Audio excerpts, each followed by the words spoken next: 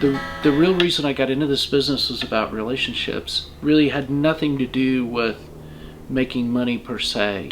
It was about my passion for these guitars. I figured out it's not normal for most people to care that much about these guitars, but I do. They're magical to me. They do something to me. And I think that's the difference when people come here. They get me.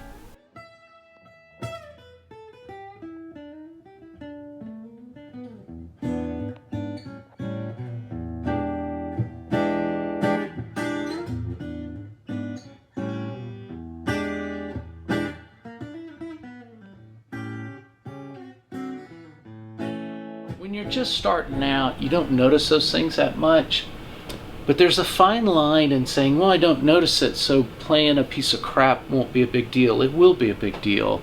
So you got to find that balance between playing an entry-level guitar, but making sure it's set up, it feels good, and it sounds decent. That's the key, as opposed to just grabbing an entry-level guitar and saying, well, I don't know if it sounds good or not, or it's kind of hard to play, versus spending big bucks on something that's better build quality, better components that you may or may not notice right off the bat. This is a vintage Japanese. This is a 78 Takamine. 50-year-old wood, right? Just an amazing guitar.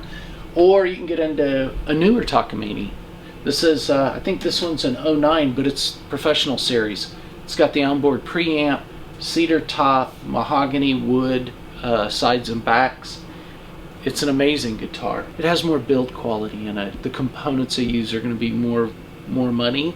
That's what adds up. The tuners are a little bit nicer, right? They're more stable. They're going to hold it in tune a little bit better than some of the entry-level guitars that you play. You're going to tune this maybe a little bit more once you do that. If you have really good tuners, it's going to help it stay in tune better. Then the sound just comes down to what's the wood made out of, especially in acoustics. That's pretty much what it's all about. Where this is going to be more of a laminate plywood type of construction, this is solid wood. And you just pay more for that, but it does sound better once you get to playing and you can hear those differences. I've got 2 screws. They're probably stripped.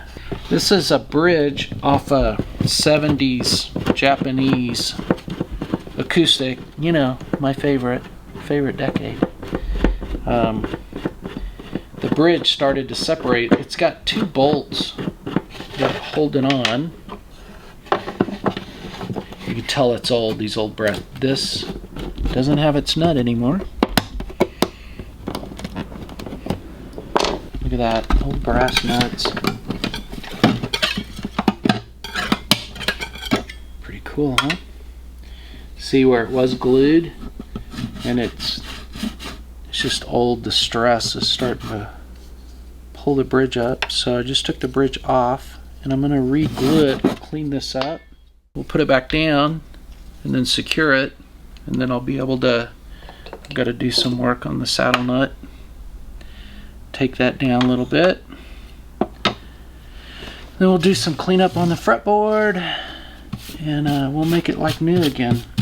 I swear to God, there's magic in them. Most of them feel amazing.